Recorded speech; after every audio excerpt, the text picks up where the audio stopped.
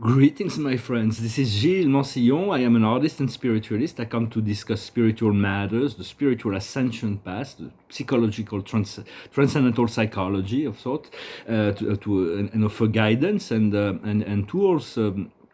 Through all those many videos on how to navigate in relationship to our center. I wanted to thank you very much to like, to share, to subscribe if you like, if you're involved in the ascension process, for there will be much that will be coming up. And I thank you very much also infinitely for your donations, for that really assist me in navigating those times. I know the point of freedom is very close. We're moving towards this point of connection with WESAK. WESAK is a valley in the Himalaya, and so we can already connect to that point, that place. And this year, during the full moon on the 16th, the Buddha will return. This place symbolizes the day of birth of the Buddha, the day of his illumination, and the day of his departure. They call it death, but as a being that was free from the samsara, there was no death. He was just authorized to leave his body behind because his mission was complete. And so the Buddha will return every year, returns with the idea of giving a dispensation, and the dispensation is always relative to the progress that humanity has made, because the Buddha is lucid. You can ask the Buddha anything. You can always go into your heart, find the silence, ask the Buddha, see the golden door. The Buddha comes out, you ask your question, you communicate, and then you thank him, and then you allow him to return into the inner planes. This is a technique to communicate with the Buddha inside. It is part of the Buddha is the lucid nature within ourselves. And this year, we've made so much progress within a year in terms of consciousness on the global level. So much is beginning to come up. So I do expect this dispensation to be very, very powerful. And so I'm going to pull a few cards. I interpret the cards in a very general way. If you feel anything that is particular and specific message for you, for it is really what you want to listen to. For it is really to learn to listen to our inner guidance. Once we'll be in our connected self, we'll have no more need of any kind outside of that. So it is all a process. The highest wisdom is abundance. We have to move in a state of abundance. We have to allow ourselves to, because there's going to be two timelines. We're going to be able to navigate that through fear and lack and doubts, or we're going to navigate that through love, through faith and abundance, those coming times. And it's really the two timelines, and you have to accept the state of wealth. Spirit has asked me for it is not difficult. It's not easy to accept the state of wealth when you have wealth manifested. It's much easier, but it is a big distraction from the inner self as well. So that's why we're allowed to cultivate our inner self before the material is given. But let's say that Spirit has asked me to accept that state of wealth as a permanent state. Before it has to be manifested inside as in the consciousness before it can manifest in any event. So continue to cultivate your inner abundance, your connection to source, and give yourself the freedom and the opportunity to receive that abundance. What we need to understand is to listen to life. Life is always talking to us, not always, but there's always messages to guide us in relationship to our thoughts. There is the mirror of life. We learn to listen, as well as listen to the inner voice, not the big loud voice of the ego, but the subtle inner voice of the heart. For the heart knows. What we need to do is follow the intuition. Our intuition will continue to lead us to the intuition is the messenger from the heart, and the outcome is holding the globe of creation. This great project I'm going to discuss briefly.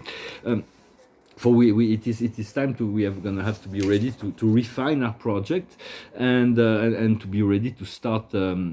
For there is enough meaningful pursuit in the universe to not get engaged in futile pursuits. For there's those things that are appropriate, that are sponsored, that are wanted by the soul and the spirit, and those things that are complete waste of time. So we have to really learn to fulfill to go with the program, and because there's the deep inner desires, those things that we came to realize and make, and there are surface desires that we have to overcome because they're distraction from the true inner desire. But trust your guide, trust your higher self, and connect to the divine grid programmer within.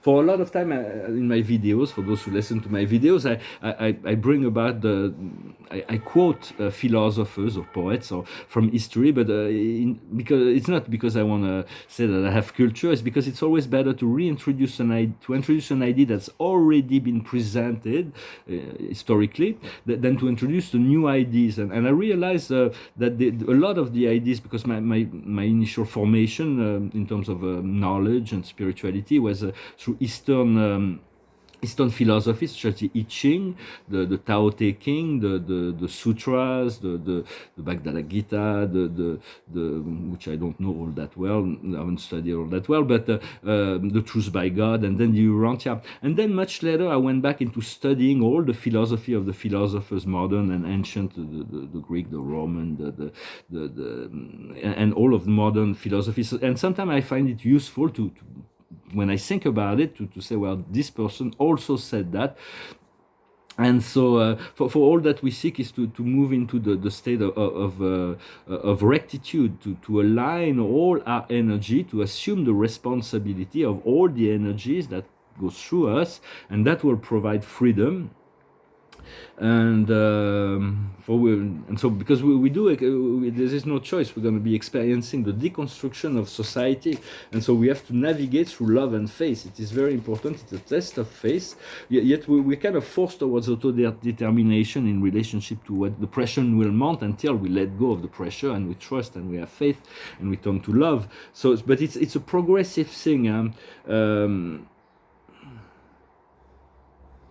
Because time can go as long as we want. It's like time can go eternally. But then as we stop time, we move into the timeless moment of now. And then from there, life is a blank canvas, and we recreate, we choose the timeline. We need to, for it's not, we have all the time in the world to discover non-time. There is no rush, because it's always there, always has been, always will be. But it's I'm going to pull a few cards with the Dakinis to see what they want to say. The highest wisdom is self-empowerment. It is Mercury. It is Hermes. Mercury is going to go direct. And so it is about the Kundalini, the awakening, the power of the magician, the power to make magic, to trust, to know. You just have to ask, and life provides. So what we need to understand is the solar return, a brand new turning point to something. It's an eclipse, and this eclipse, we're between eclipses right now. To understand the power of what is coming is new. What we need to do is to overcome the desire to be gloomy, to have nostalgia, to turn towards the past, to find. So it's about the mother of pearl. For the pearl. The pearl is created from the imperfection. It is the piece of sand that introduces itself into the oyster that create those beautiful things. So the pearls are even passing through some negative emotion creates those pearls, and then we'll have the string at the end. And the outcome is the tree spirit. We have to stay light about all things.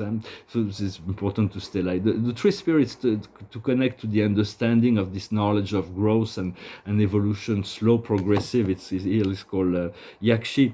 So it's about being well anchored within the earth and continue to expand your consciousness towards the heaven, towards the sky.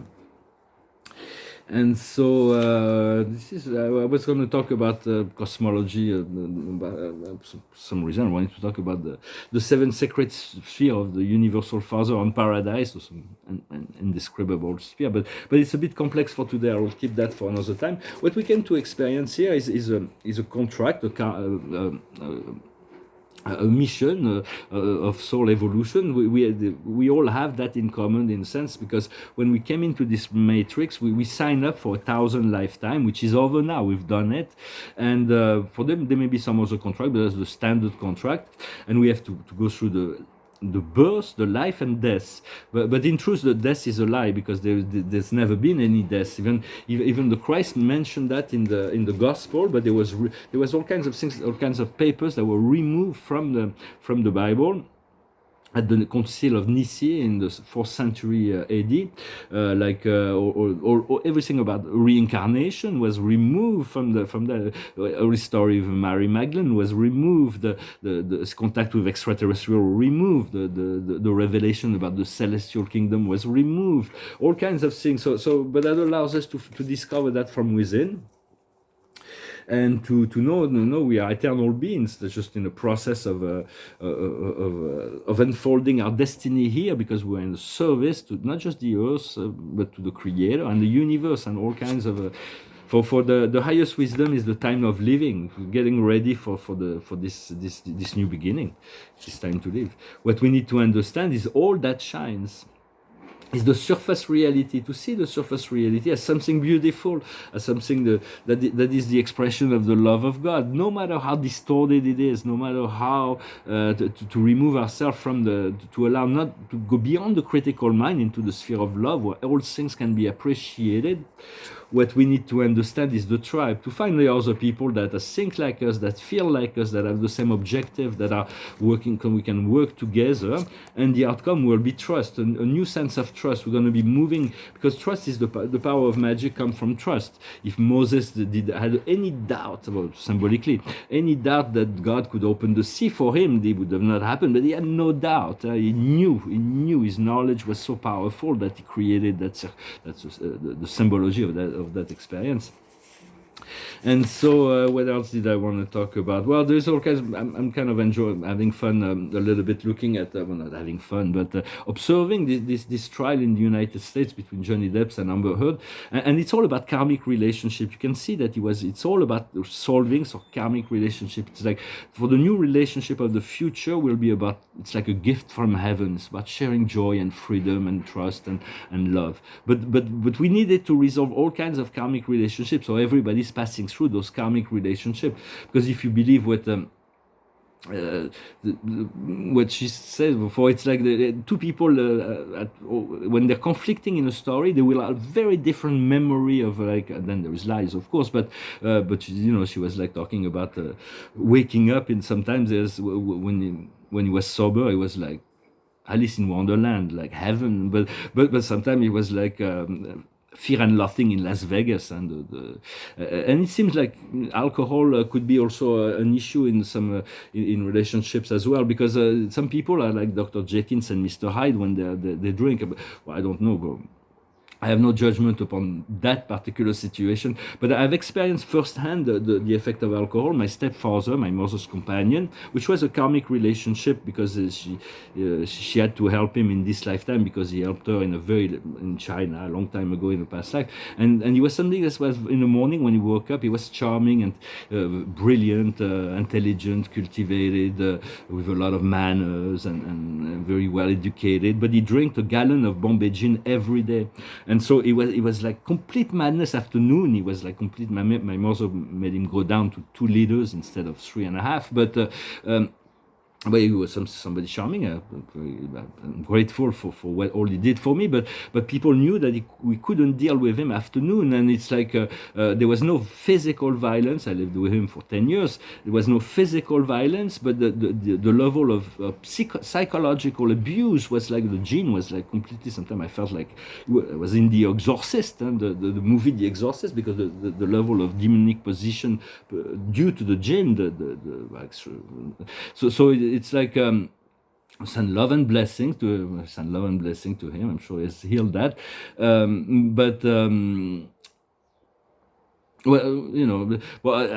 looked at this trial. It's like the public already chose to believe Johnny, and to just 100% of the public. So, but it's not about that. It's really God only knows in truth. And I realized also because of that only when I looked, I completely lost touch with this world of celebrities for like years and years. And when I look now, this world, when I will see, is that only maybe 10% of the celebrity world. Just as the collectors or the public will be interested in this ascension process, but that's enough to start the movement. And I already know which celebrity will be. So already made contact with some of them for this project, so on the astral plane. And but I know that when we'll come to do to open our salon and gallery in Hollywood. So there is a master named Saint-Germain who will assist me with all that, so it's always good to know that we're going to be able to play over there, to have fun. For I have this project of opening galleries. It's a big project, something I've been working on for a long time, that's getting close to being realized. is the gallery about symbolic art and spiritual art mainly. For we'll also showcase different kind of art that I feel is like is really exceptional, and also artist salon. There might be private space where will be like concerts and things, but just private for like friends and clients, and then and then there is also other aspect of the project. But in those salons we have to we have to see who will be appropriate to share those things. We'll see. I think we have to be flexible and to be open and to see what life brings us to receive everybody with love. And I'm gonna finish with a song. I'm gonna finish with a song. It's to finish with a song and then pull one more card and then get to work. I have some few things to do. So it's a song about returning to crossing the great ocean of consciousness to return to the source. It's called Sailing. I am sailing, I am sailing home again, across the sea. I am sailing stormy waters to be near you, to be free. I am flying like a bird across the sky. I am flying, passing high clouds to be near you, to be free. Can you hear me? Can you hear me? Through the dark night, far away, I am dying, forever crying, to be with you. Who can say? Can you hear me? Can you hear me? Through the dark night, far away, I am dying, forever crying, to be with you. Who can say? We are sailing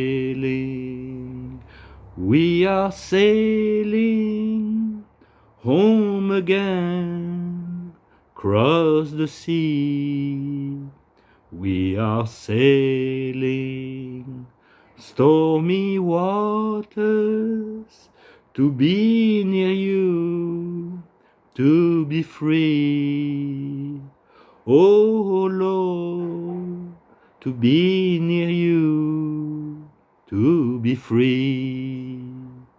Oh my Lord, to be near you, to be free. Oh Lord.